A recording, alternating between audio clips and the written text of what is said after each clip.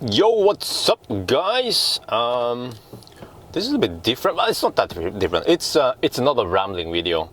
So I was thinking about, what should I do today? And I have some topics I want to discuss, but I don't feel like they deserve a separate video. So, by the way, we are now at IKEA, and you probably noticed that the image is slightly different. Well, it is different because right now I'm using a Canon 80D DSLR with a freaking kick-ass lens. So I want to just test how it works in a car like this. Yes, up until now I've been using a camcorder, a Canon. I'm a Canon fanboy. Yeah, Canon.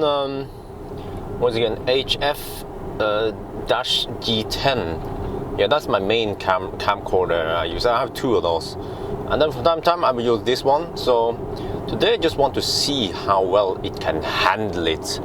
Yeah, I'm not sure if I have align it correctly. I might realign it once I get on the highway, but anyway, let's see.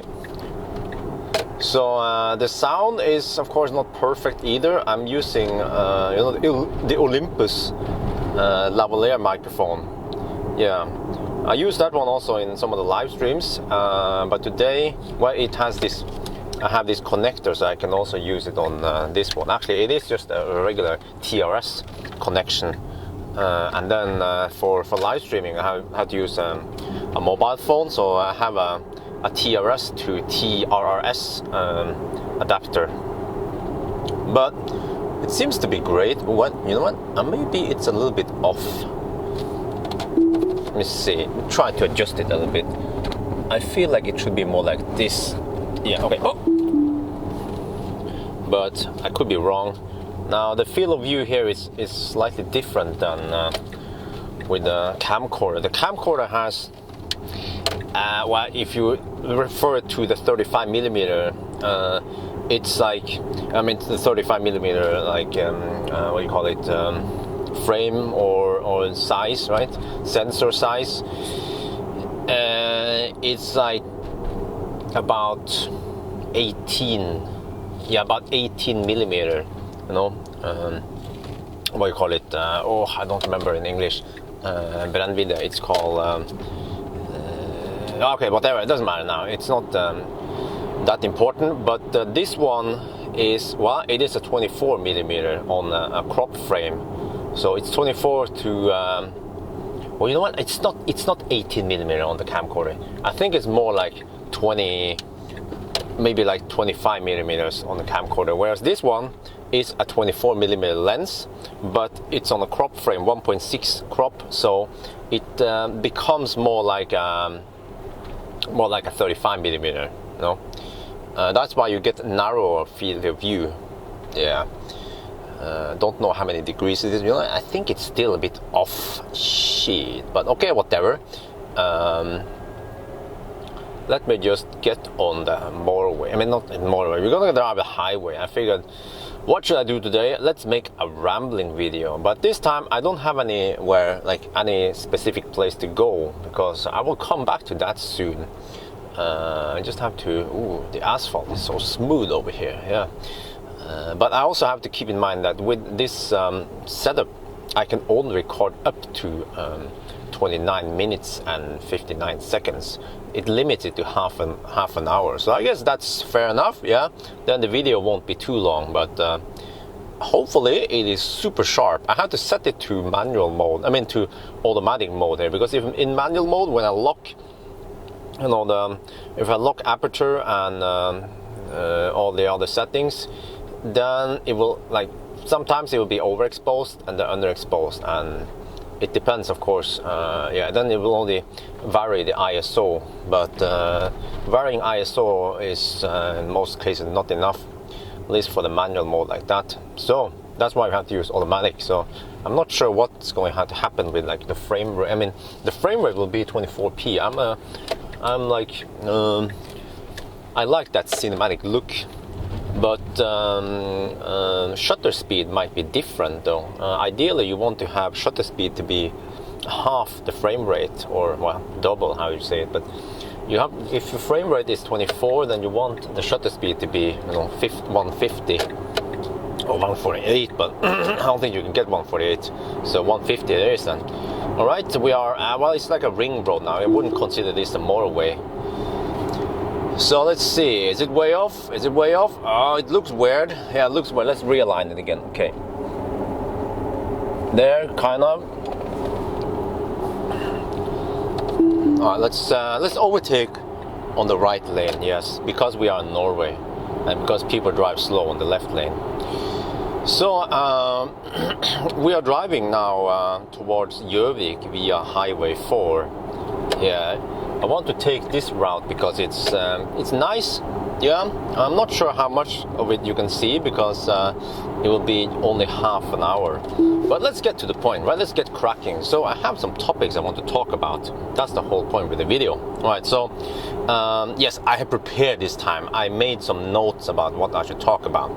So, this weekend we have no Nimble run. I will come back to that why, but I was supposed to borrow model SP100D Ludicrous. Well, you probably saw it in one of the videos. I did a range test on it. My plan was to take it to Germany and do some high-speed runs. But then there was a problem with the car. Don't know why. I mean, I don't know what was wrong, but it started shaking at like a bit, like above 90 kilometers per hour was shaking. The faster you drove, the more shake. So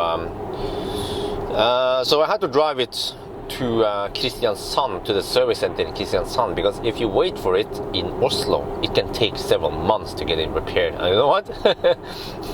After just a couple of days, they started repairing it. So I think it's close. Well, it's not done yet, but it's getting there. So that means that my plan, I already kind of cleared the week at least for Germany trip. And then I wasn't sure about the weekend, what was going to happen. And also I had to okay, then, so that plan is done. No Germany trip. So, and then my friend from Megajul, he was visiting this dealership, right? Car dealership, Jaguar dealership. Yes, you see where this is going. And he asked me hey, do you want to try an I-Pace? Because he can help me get an I-Pace from the dealership. It's called Bilbutikk 1. Wait, Bilbutikken, yeah. And no, it was Fredrikstad. Sarpsborg, yeah, he has a company also in Fredrikstad. But Sarpsborg, which is close to Fredrikstad, I was like, hell yeah, I want to borrow the I-Pace.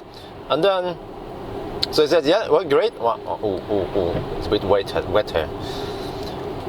So that was all planned out. I was like, okay, great. So I wanted to borrow it. That was the plan earlier this week. And then just the day before I was getting it, I got a message saying that, yeah, they were about to update it, right? They were going to update the software, and then it failed in a way that the heater was blasting on full power all the time. I'm like, what? Really? So they were trying to fix it. So my test drive or whatever had to be postponed. So I'm like, oh, okay, too bad then. What do I do then? And then it was to the point where it was too late for me to plan a Nimber trip, because usually when I go on these trips, I gather enough items and then I set a destination, let's say Bergen or Stavanger or somewhere, and then I go there. But I need usually about a week beforehand to gather enough tasks. Otherwise, it would be sometimes I go to a destination and I have 3 or 4 tasks and I get very little money, and it's almost a waste of. Actually, it's basically a waste of time going there with too few tasks. All right, you know what? It seems like we can restart. Yeah, let's restart after a while. So I mean, we can redo after half an hour. It seems like this one might be longer than half an hour. I'm rambling too long, and you guys can enjoy the nice scenery of wet road. Wow, okay, I wasn't planning on getting too much wet road here. Shit. So that's why we have no live streaming this weekend. So I've been doing some other shit. It's a bit weird because usually I try to do these live streams in the weekends. But fortunately, next weekend I'm going to Måløy. Yeah, just search for Måløy. It's actually several hours north of Bergen, or some hours west of Stryn. So I have to pick up a flyttelass. Yes, you heard it, flyttelass. It's someone is moving, and they wanted me to bring this stuff. I'm like, okay, let's do something different, because normally I would go to like Stavanger, Bergen, Trondheim, Stavanger, Bergen, Trondheim, Stavanger, Bergen, Trondheim, Oslo, Trondheim. So like, I've been losing viewers on live stream because I take these same routes over and over again. So at least this time I go to Måløy. Yeah, it will be a bit challenging when it comes to charging. I have to stretch it and I have to chargeable charge. I'm going to bring the trailer. So that will be next weekend. All right, autopilot on. Let me just use longer distance here. So, and by the way, so the story about the eyepiece is not done yet. Oh, let's see, we're entering a tunnel. Let's see how the camera can handle it. Low light conditions. f2.8 is the lowest. Oh, okay. Yeah, shit, schmutz. Okay, but eyepiece. So finally, I got a message later this week that, oh yes, we are now ready. So, when you want to borrow, can you borrow it next week? I'm like, oh yes, I'm ready. I was born ready. So yes, I will be able to borrow the eyepiece Monday to Wednesday. Well, at least it's Monday morning to Wednesday, like midday. So I basically get 2 days I can test it. And then also I've been waiting for, so that was from, a dealership. And then I've been waiting for a long time for the, what do you call it, the Jaguar in Norway, the importer, right, in Norway. Because I went to Korea, I had to just wait with the review, and meanwhile someone else of course booked the car, obviously. So when I asked them, hey, are you guys ready, can I borrow it, and they're like, nah, it's been booked for a while. But they finally gave me the go that not next week, but the week after next week I will be able to borrow eyepiece again, another car, for 5 days. So next week for 2 days, and then the following week for 5 days. But I wanted to do some tests in Deutschland. So I asked the importer, Jaguar Norway, like, can I bring it to Germany? And they were like, no, sorry, I can't do that. I'm like, shit, scheiße. So yeah, I cannot bring it to Germany. But then I asked Bilbutik 1 if I can bring that one to Germany. And they were like, well, we have to check it out. And then they said, well, we have some stickers or whatever, or they want me to promote the car, basically. So I was like, yeah, the videos I make in Germany might potentially get 100,000 of views, like, yeah. And he was like, all right, go for it, just go to Germany. I'm like, oh yes, thank you very much, Dankeschön. So yes, that's the plan now, that tomorrow I will pick up the car, right, in Salzburg. Fortunately, it's close to the highway, to the motorway, and they will also charge it to 100%. And then I will have to hammer it to Bustorf, because I want to do some high-speed tests, various things I will do. I will also charge it on the 350 kilowatt fast charger in Rødekro, Ionity charger. Yes, so we'll test a lot of stuff, and it will be a road trip. My plan is to make a road trip video. I haven't made a road trip video in the longest time. So yes, I'm looking forward to it. The road trip video, eyepiece, we will test lots of stuff. Whatever I can test there, and I will get very little sleep, so I have to drink Red Bull. So if you guys are watching, kids, don't do like Uncle Björn and stay up too long and drink Red Bull. But I have to do it because I have no choice. So, that's going to be nice. I have estimated that traveling speed, including charging time, should be around 70 to 75 kilometers per hour, because we have to most of the time rely on 50 kilowatt fast chargers. But I also estimated that it is best for me to cruise at 110 to 130 kilometers per hour. I will arrive slower if I cruise at 90 kilometers per hour, just because we arrive faster. So yeah, that is the plan with iPace coming up soon. All right, and then next topic is in the previous video. I might have I made a joke, I was like, I was actually in the in the range test of the P100D, right? So I was going to make a range test, and the P100D was fitted with 21-inch wheels. So I said that this has 21-inch wheel, and 19-inch wheels are they are homosexual, yeah. And then some people were like, whoa, what's that? You're being discriminating here, what? I'm like, guys, chill. Take the blue pill, take a chill pill, all right? I was making a joke because I don't have anything to do. I mean, I don't have anything against gay people. It was just like, okay, let me explain. So the reason behind is people, some people, they just for some reason like the 21-inch. I don't like the 21-inch. They are too big. Same with Model X, 22-inch. The big rims.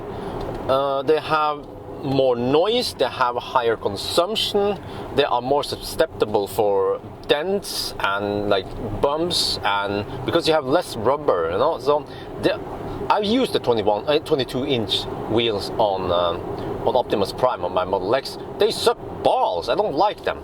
So I recommend people to go for 20-inch or 19 can be a little bit too both, but just go for more rubber. Yeah, more rubber is good for you. Just put it that way.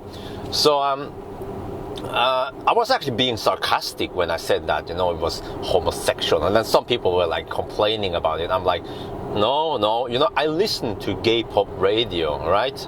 And I actually listen to gay pop radio. If you don't believe me, because I actually don't listen to Justin Bieber. There was just a coincidence that Justin Bieber showed up, but I listen to gay pop radio. Sometimes my wifey thinks that it's a little bit too gay, so I'm like, okay, I'll switch it off then. I will listen to gay pop radio when I'm alone. But the thing is, I just accidentally bumped into the gay pop radio channel, and okay, you know what?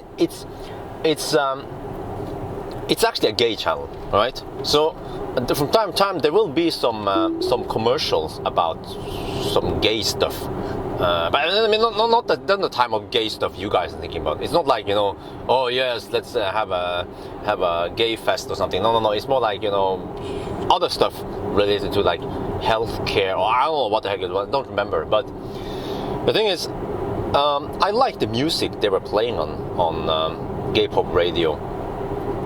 So why should I judge? Why should I judge the channel's name? And only listen to radio that is not gay. They were playing nice pop music. Okay, I'm simple. I like I have a weird music taste, but they're playing some nice music, so I listen to it. It would be let's say if one of my friends turned out to be gay, let's say Jørgen, maybe not Jørgen, okay, let's say Jørgen, and he's married, so just an example. I mean, would I just suddenly Jørgen, are you gay? Really? And because he's gay, would I just stop hanging out with him? No. I mean, he's a friend, just like the radio. It's a nice channel, yeah. So I see many people commented when I just accidentally show the gay pop radio, and they'll be like, "What? Gay pop radio? What?"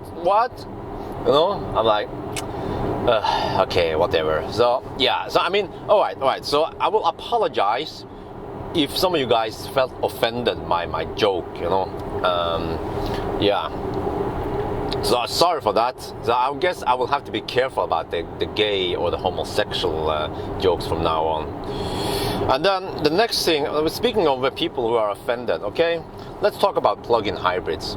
So again, in my recent video about plug-in hybrids, I did say that, you know, plug-in hybrids are bullshit. Okay, I take that back. It's partly bullshit, right? So let me explain. You basically have two types of plug-in hybrids. You have the efficient one, the nice ones like Kia Niro, where you can drive 50 kilometers, you know, 30 miles in a single charge on electricity before the fossil engine kicks in. And these cars are okay. They might not be as sporty as I wish it was, because I believe like the e-Tron is sportier, or some of the other cars, you know, which is also plug-in hybrids. But Kia, they concentrated on making the car efficient rather than sporty and fast. But the point is that you can drive a lot on electricity. So again, lots of people are offended by my comments, my blunt and like my blunt comment, because okay, so you have those efficient cars, you know, even Ioniq. There's an Ioniq. Ioniq also has a plug-in hybrid, and haven't tried it, but like, based on what I know about Ioniq and, you know, stuff, I bet it can also drive very far on electricity. So that is good shit, that you can drive a lot on the electricity. And then you have the bullshit plug-in hybrids, which are like Volvo XC90 T8, you know. Okay, I haven't tried it. I haven't tried how far you can drive, but you have those cars. You have like the Porsche plug-in hybrid. You have like some of the Mercedes plug-in hybrids. You know, all these other like bullshit plug-in hybrid cars, they have shitty range. You might drive 10-20 kilometers on pure electricity, and then the big ass like V6 whatever gas guzzler engine kicks in. And just like an example, that I mentioned the Volvo XC90, you know, on paper, it's like, it's very green, you know, because it's based on the NEDC test cycle. So, like, you get 2 liters per 100 kilometer consumption, right? I heard stories about a taxi driver who was mad. He was pissed because he thought that he bought an XC90 plug-in hybrid, because on paper it's supposed to consume 2 liters per 100 kilometers, and then he used it as a taxi and they never plug it in, and it consumes how much? Over 10 liters per 100 kilometers. So I'm like, yes, that's right, Sherlock, you should have known that. So what I'm saying is that those cars are the bullshit plug-in hybrids. They will give you, I mean, they give you better performance, yes. It's funny, you know, fossil cars, they need help from electric motor to get better performance. No, but they don't really help for the environment, because I believe, without testing it, that they haven't really, you know, Volvo haven't, I'm just guessing now, you know, I'm just assuming, it could be wrong, but they haven't like tried to make the car efficient. So it has poor energy efficiency, and then once the tiny battery is out, then you're just carrying around with excess, like extra weight, you know. It could be like 200 kilos extra weight of battery and drive unit and onboard charger and the motor and I don't know, whatever stuff you need in there. So it would be better for the taxi driver to buy a pure diesel instead of a plug-in hybrid. Yeah. So yeah. So again, all right. So, you know, my claim, yes, I should have explained for what the heck is going on here. Hypermiling? Gee. Oh, I bet it's like road construction. But all right. So we are 27 minutes in now, and the battery is emptying out fast. So I think I have to quickly move to the next topic. All right. So I have to do a shout out to Jae-jin Kim from Korea, Seoul. I recently went to Korea, right? And he has some connections, obviously. So he contacted a bunch of companies, mostly charging companies, and asked them if they wanted to be a sponsor. Now they had this meetup. It's the Korean EV user meetup in Seoul, right when I was there. and they also had the same sponsors, but he also asked the sponsors if they could sponsor me in return if I check out some of the products and maybe just made a video about it, which I did. So you've seen it, you know. Daeyoung Chewy, that was the 400 kilowatt fast charger, and also the what the heck is going on here? This is not too interesting, but okay, we are using autopilot now, by the way. And what's the next one again? We have the Samsung charging robot, yes, and then the Cine. What is it? It's called I don't remember all of them. We had have to actually quickly look up here. Yeah, this is on the fly, unedited stuff. I wanted this to be unedited because then I will have the highest quality on the video. All right, let's see. Yeah, Mango by Charsin. That's right, the Airbnb for them. And then the last one was Cleanelex solution for charging at home, or home or shared spot. Yeah, so those were my 4 sponsors. And JJ, well, I call him JJ, they all named Kim, you know. JJ, he found these sponsors for me, and he pretty much arranged everything from hotel, 5-star hotel, to like this plan, this schedule where I was supposed to go, and also, of course, he got me that the Kia Niro EV. They had to rent it. And then what else? And flight tickets. So, and not only for me, but for wifey only. So he did all that for me. That was amazing. In return, of course, I also went to the user meeting, and I had a speech and a Q&A session. So yes, at least I helped. They have lots of questions, interesting questions about you know, Norway charging infrastructure, EV, stuff like that. So what the heck is going on now? You know, I kind of want to go back. Yeah, let's go back. Let's pull back. Okay, let's just do this one. It's allowed, of course, to just turn back.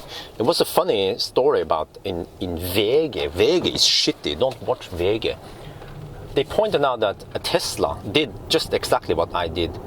And it was like, they were making like a big point that, oh, a Tesla was doing something dangerous or whatever, and I'm like, no. Yeah, and what did VG do, by the way? Yeah, I saw also post VG. They claim that EVs are only good for city driving.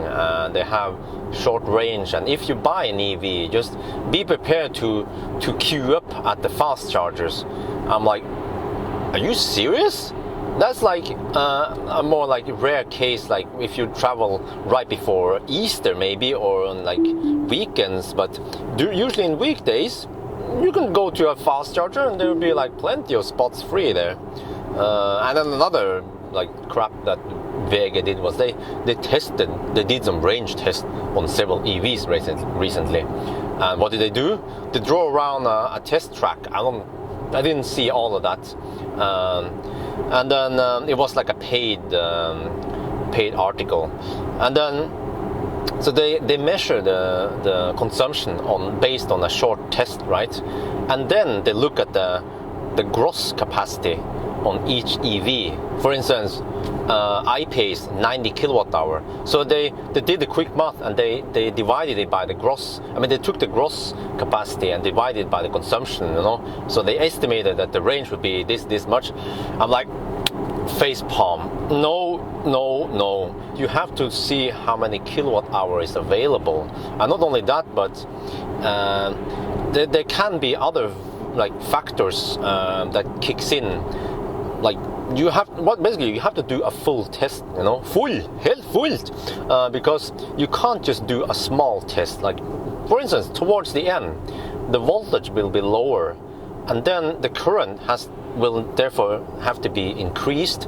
And depending on what car you're testing, higher current, you know, will mean more heat loss, and then the consumption will go up towards the end. So that's why you have to do a full test like I do. Yeah. I see now that this thing is about to run out, so let's just stop it and start it again. Alright, so that was a quick restart. Oh, what am I doing? I'm driving too slow here. So anyway, that was about Vega. Yes, lots of stuff here. Let me see. Next topic is yeah. So I would just point out that a little update. You know, some people they of course I understand they don't pay too like full attention to what I'm doing. Some people are asking me, "What? Do you live in Oslo now?" You know, or some people ask me, "Huh? Did you quit your office job?" You know. And some people who really don't pay attention, they were like, "Wait, I thought you traded your Tesla for a BMW i8." Yeah, but a little update. So, you know, I quit my job, yes, over a year ago, my office job.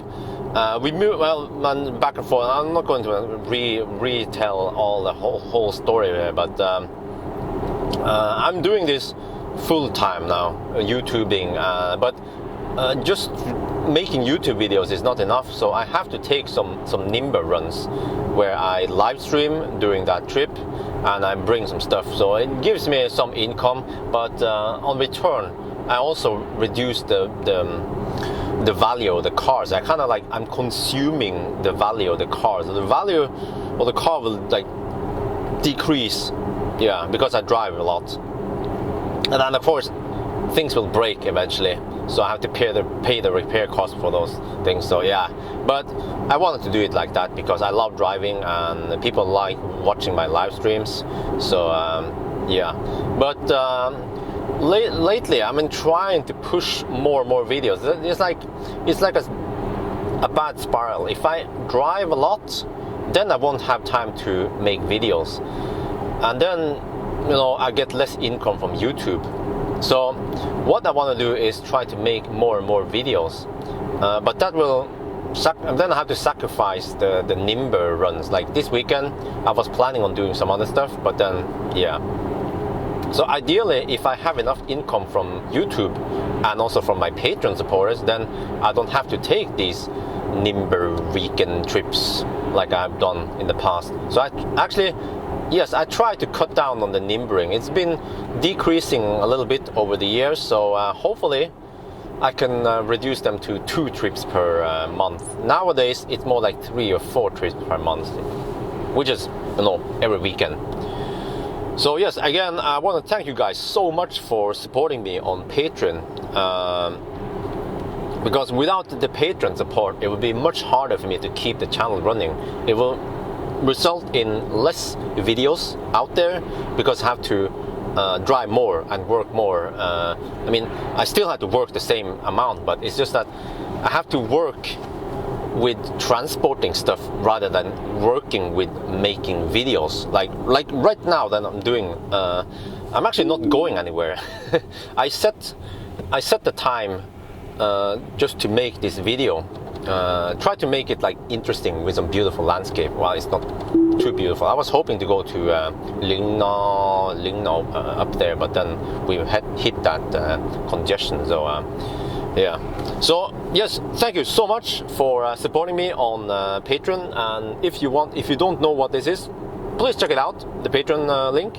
It will help me even more if you guys just chip in like $1 per month or $5 per month. So it's very rarely that I talk about Patreon. I don't want to beg, you know, like some people, they have this on like standard every video. So I'm like, no, okay, it's, yeah, from time I will just post it or talk about it. So yes, right, enough about that one. Let me see, next topic. Yes, let's talk about cars I will test. There's this company called, actually I don't know what the company is called, but they have a car called e-Tron. It's this Citroën, right? Citroën that has been built into an EV. So it's not going to be like a mass production high volume car, but it's like, and also it's not a fast EV. It's just more like an EV for enthusiasts. Yeah. So they invited me over there, and it was like quiet for a bit, but they were a little bit busy. But now I have a date that in October I will fly down there and stay there for like 1.5 days and test out the e-Tron. So yeah, it's nice, you know. to see some other videos. I mean, to check out some other EVs, not only like Tesla or Leaf or the mainstream EVs. So yeah, that's nice. So that is one of the upcoming videos. It will be in October, and then in November I will go to Thailand. And in Thailand, I know some rich people. You've probably seen it before, some of you guys. These guys who made their own service center for Tesla, and they import and sell Tesla because Tesla don't do that themselves there. So, but I tried that BYD E6. So I asked them kindly if I can borrow the E6, and they said yeah. I'm like, ooh, thank you. So hopefully for a couple of days down in Thailand, I will drive around maybe from from Bangkok to Pattaya and maybe back again, maybe also to Hua Hin. There are some fast chargers over there, so I can use those. Well, actually, the E6 has the BYD E6 has no DC fast charging support, but it supports 400 volts at some sort. All right, at least if I can get 11, or does it support 22 kilowatt? I have to do my homework. At least 400 volt support. Okay, yeah. Right. So, and then next one is about e-Tron. All right. So. There will be some event in Oslo in December in regards to e-Tron. I don't know more information than that. What was gonna happen during that event, but hopefully I can. Will there be test drives? That would be great. Test drives, Will they have an event where we can just sit in the car and check it out? Then that's a little bit waste of my time. But at least if we can have a test drive or test ride, that would be great. Yeah.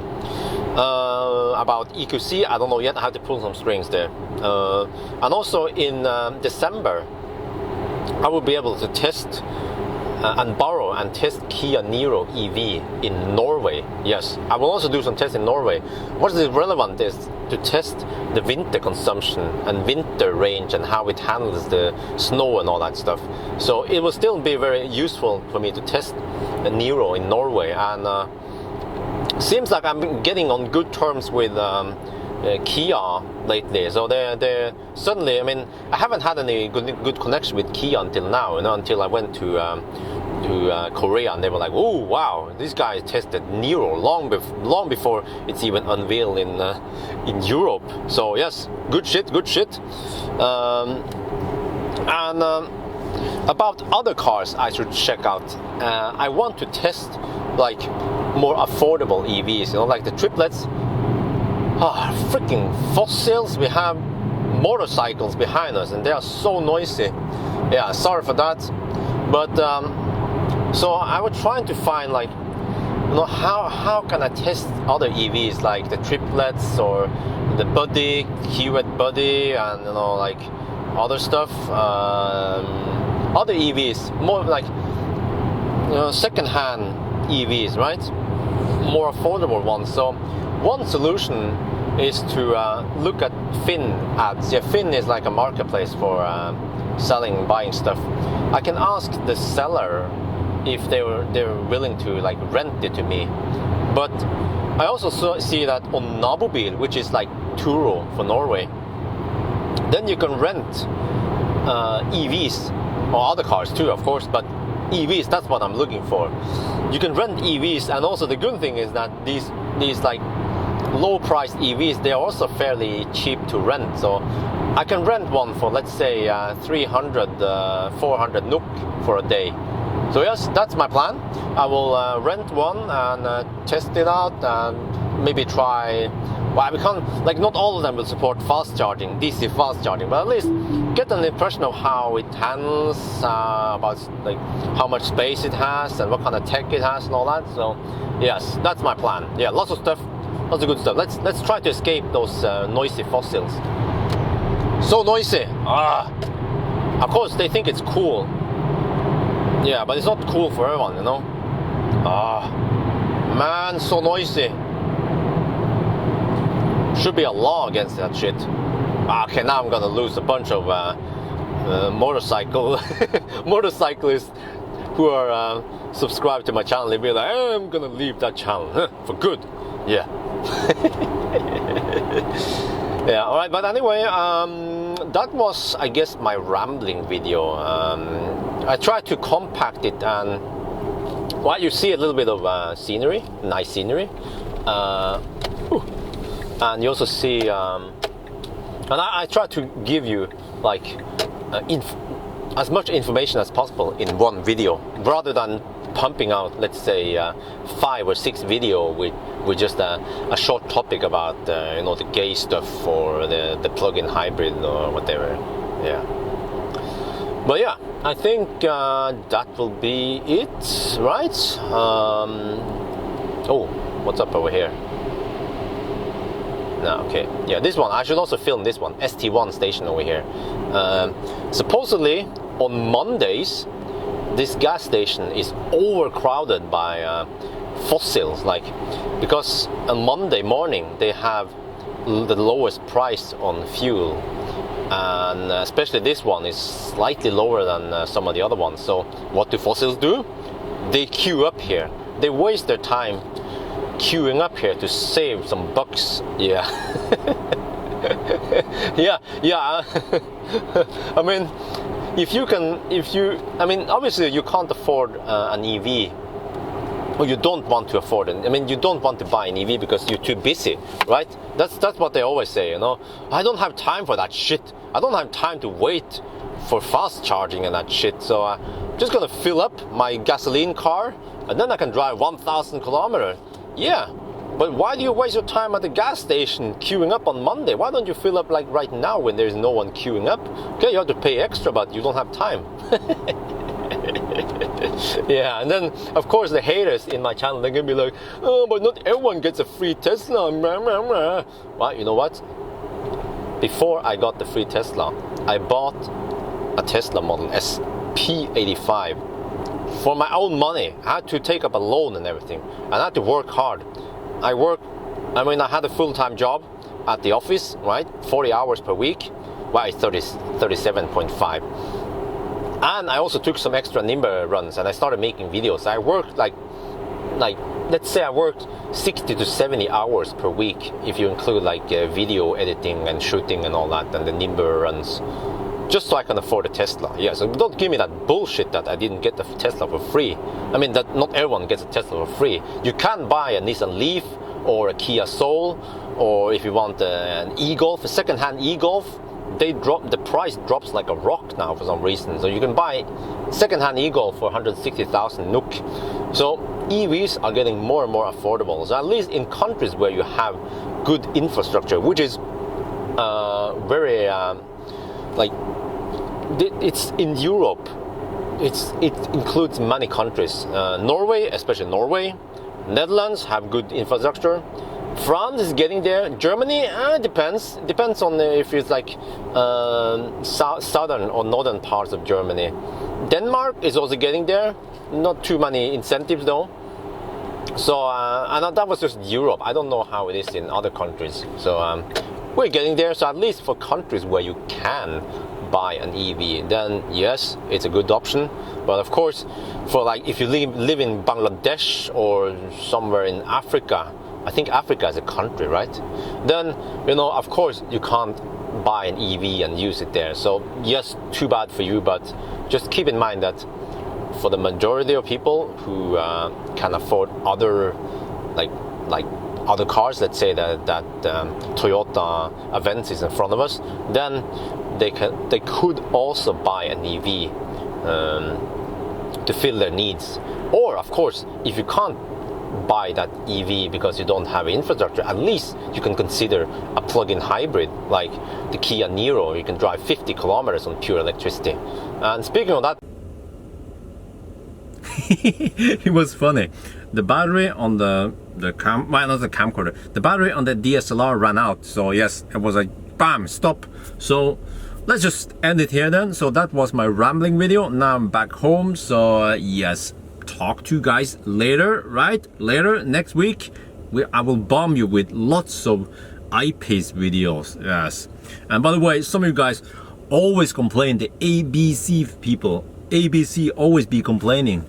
Some people say, look straight into the camera, not on the screen. Well, you know, I have no assistant. I prefer working alone, just like Chuck Norris. So right now I'm shooting myself, and then I have to watch the camera because I have to check exposure, white balance, focus, everything. Well, the camera does most of it, but you know, I just want to check that everything is okay. So at least in this camera, the screen is close enough to the lens, so you most of the time you don't see that I'm actually watching the screen and not the lens, right? All right, so that's it. Bye bye.